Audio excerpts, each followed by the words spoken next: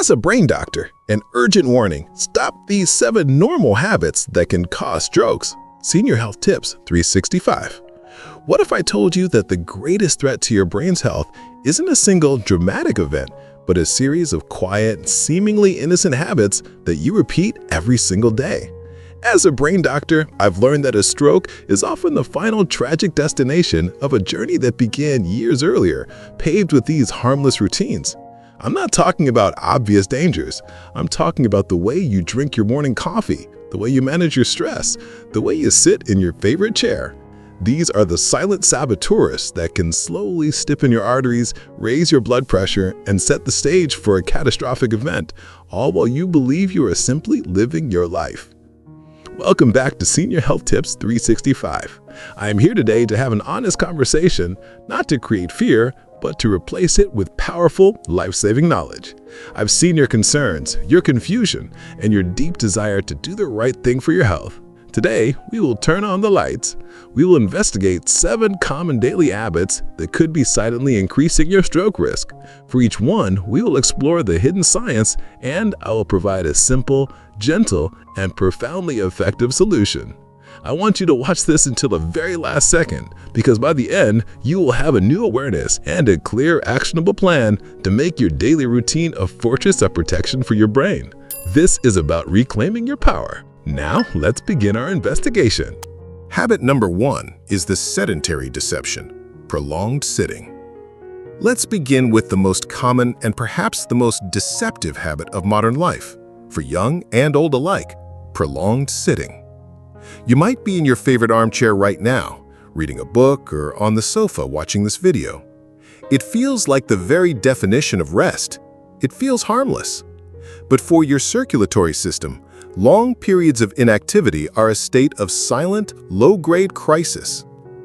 To understand why, I want you to think of the large muscles in your legs, your calves, your quadriceps, your hamstrings, as your second heart. When you walk, these muscles contract and squeeze the deep veins within them, powerfully pushing deoxygenated blood back up towards your heart against the constant pull of gravity. This calf muscle pump is a critical, but often underappreciated part of your circulatory system.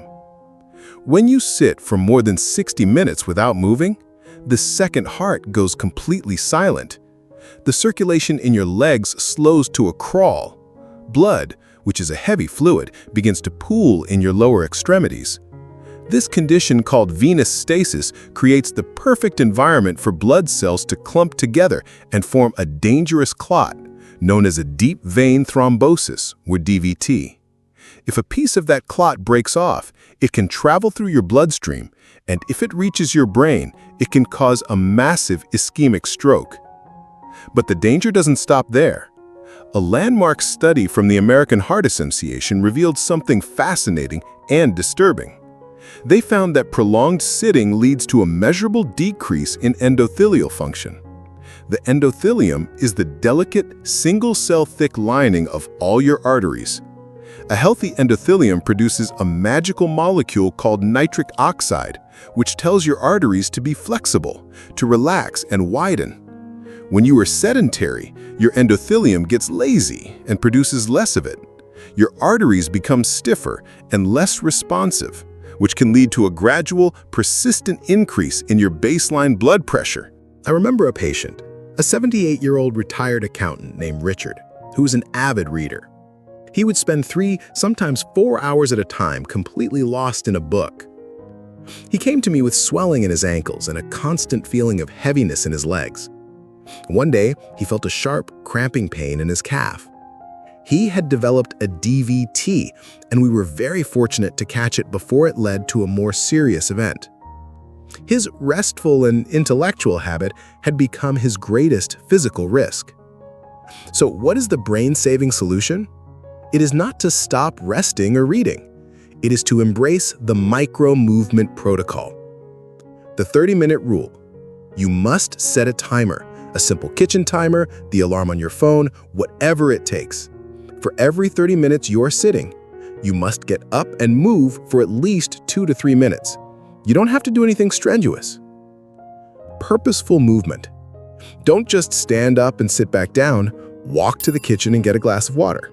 Walk to the window and look outside. Do a slow lap around your living room. The goal is to re-engage that second heart in your legs. The chair march. Even while sitting, you can make a difference. For 40 seconds every so often, simply march your feet in place. Lift your heels, then press down with your toes. You will feel your calf muscles contracting. This is enough to keep the blood from becoming stagnant. These small, consistent micro-movements are incredibly powerful.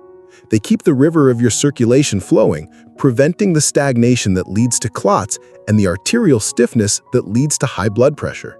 Habit number 2, the processed food pitfall. This is not just about avoiding junk food like candy or chips. It's about recognizing the hidden dangers in foods that are often marketed to us as quick, easy, and even sensible meal solutions.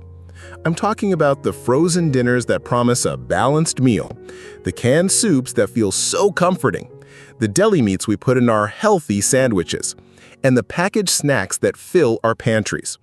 The primary enemy here is sodium. Salt is the cheapest and most effective way for food manufacturers to make bland, processed ingredients taste good and last for months on a shelf. But the amount they use is astronomical. A single frozen dinner can contain over 1,200 milligrams of sodium, nearly your entire ideal daily limit as recommended by the American Heart Association. A can of chicken noodle soup can have over 1,500 milligrams. When you consume this high sodium load, your body holds on to water to dilute it, increasing your blood volume and driving up your blood pressure. But there is another, more insidious danger. These foods are often a triple threat, packed with unhealthy fats and refined carbohydrates as well. The sodium raises your blood pressure, the unhealthy fats contribute to the buildup of plaque in your arteries, atherosclerosis, and the refined carbs from white flour and added sugars cause inflammatory blood sugar spikes. This creates a state of chronic systemic inflammation that damages your arteries from the inside out, making them brittle and prone to rupture or clotting. It's a full-scale assault on your vascular system. The brain-saving solution is to adopt the whole food philosophy. Cook once, eat twice or thrice. The best way to combat the processed food pitfall is to embrace simple home cooking. You don't have to cook a gourmet meal every single night. The key is to cook smarter. When you make dinner, cook a larger portion of the healthy components. Bake an extra chicken breast, steam an extra head of broccoli, cook an extra cup of brown rice. Build your own convenience meals. Use these healthy leftovers to create your own quick and easy meals for the next day.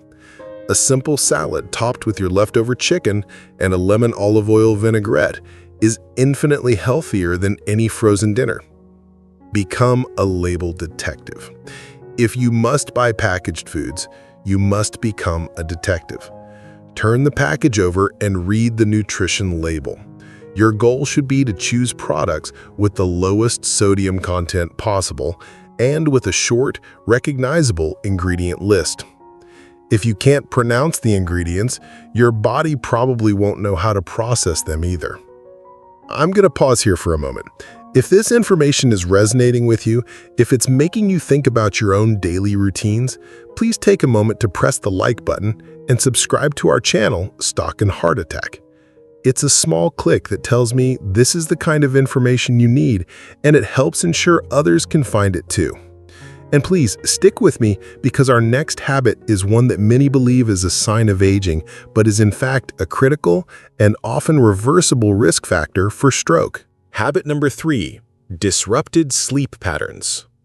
Sleep is not a luxury. It is a non-negotiable biological necessity. It is the time when your brain literally cleans house, when it repairs damage from the day, and when it consolidates memories. When this essential process is consistently disrupted, the consequences for your brain health are dire. As we age, restful sleep often becomes harder to come by, but it's crucial to understand that poor sleep isn't just about feeling tired. It is a major physiological stressor that dramatically increases stroke risk. When you don't get enough deep, restorative sleep, your sympathetic nervous system, your fight or flight response, remains overactive. This leads to higher levels of stress hormones like cortisol, which keep your blood pressure and heart rate elevated, even when you're supposed to be at rest. This is particularly dangerous at night. Your blood pressure is supposed to dip or drop by 10 to 20% during sleep. This is a crucial period of rest for your entire cardiovascular system. Poor sleep can prevent this from happening, leading to a state of sustained, high pressure on your arteries all night long. Furthermore, poor sleep is a major risk factor for developing obstructive sleep apnea, or OSA, a condition where you repeatedly stop breathing throughout the night, causing dangerous drops in oxygen and violent spikes in blood pressure. I remember a patient, a 67-year-old woman named Barbara, who complained of debilitating fatigue and brain fog. She thought it was just age, but her husband mentioned that she snored like a freight train and seemed to gasp for air at night. A sleep study revealed she had severe, untreated sleep apnea. She was waking up over 50 times an hour without even knowing it. Her brain was in a state of crisis every single night. The brain-saving solution is to create a sleep sanctuary protocol. Create a strict routine. Go to bed and wake up at roughly the same time every day, even on weekends. This helps to regulate your body's internal clock or circadian rhythm. Implement a digital sunset. Turn off all screens, the TV, the computer, the phone, at least 1 hour before you plan to go to sleep. The blue light they emit can suppress the production of your natural sleep hormone, melatonin. Create a cave. Your bedroom should be for sleep only. Make it as cool, dark, and quiet as possible. Use blackout curtains and cover any small electronic lights.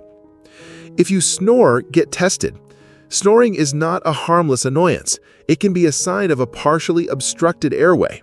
If your partner tells you that you snore loudly or gasp for air, you must talk to your doctor about getting a sleep study.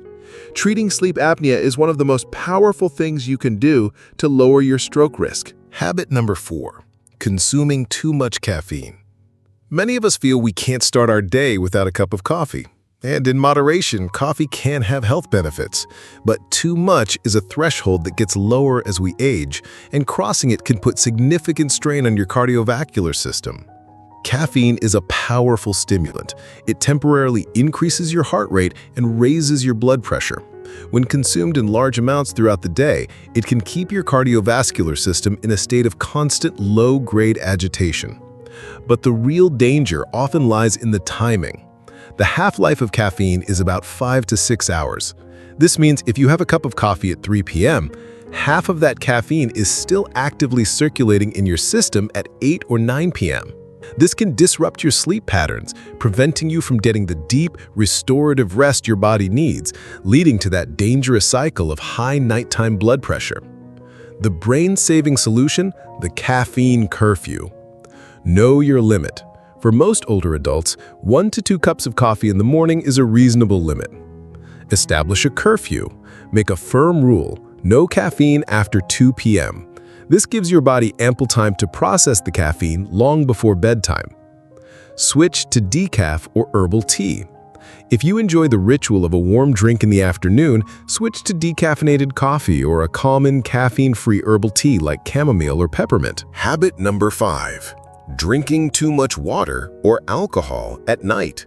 This might sound counterintuitive. We're always told to stay hydrated, but when you hydrate is just as important as that you hydrate.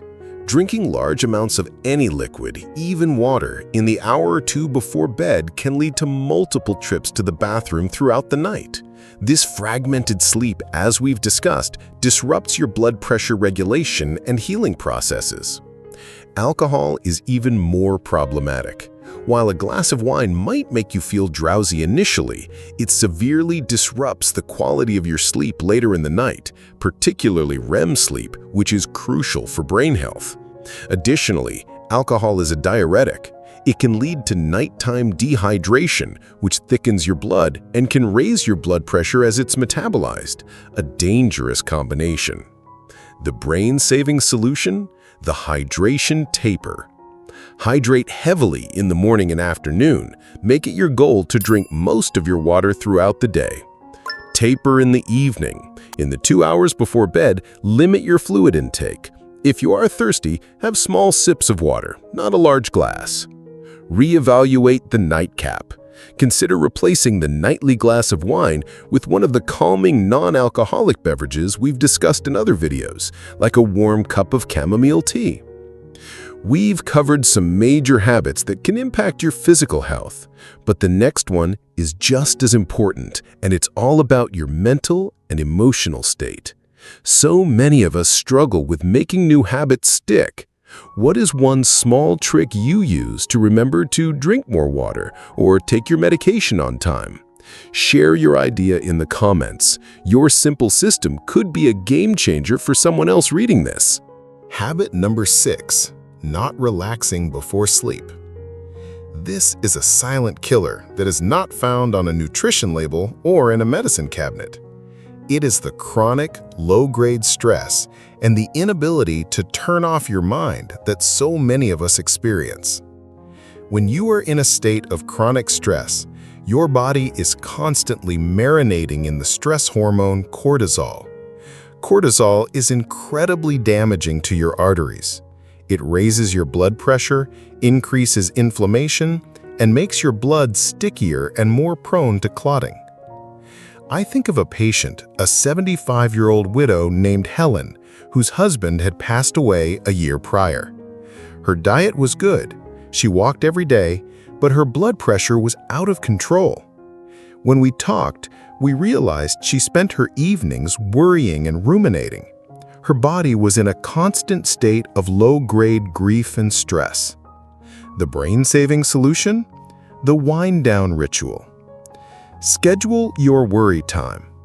If you tend to worry at night, schedule 15 minutes in the early evening to sit down with a notebook and write down everything that's on your mind. Then, close the book and declare your worry time over for the day. Practice stress reduction daily. You must have tools to manage stress. The deep diaphragmatic breathing we've discussed is one of the most powerful. Others include listening to calming music, spending time in nature, or practicing mindfulness. The digital sunset. As mentioned, turning off screens an hour before bed is crucial. Reading a physical book is a far more calming activity for your brain. Habit number 7, a diet low in fiber and essential nutrients. The final habit is not about what you're eating, but what you're not eating. A diet low in fiber and essential nutrients like potassium and magnesium is a direct path to poor cardiovascular health. Fiber, especially soluble fiber from sources like oats, beans, and apples, is crucial for binding to cholesterol in your digestive system and helping to remove it from your body. Potassium, found in foods like bananas, sweet potatoes, and spinach, helps your body excrete excess sodium and relaxes your blood vessels.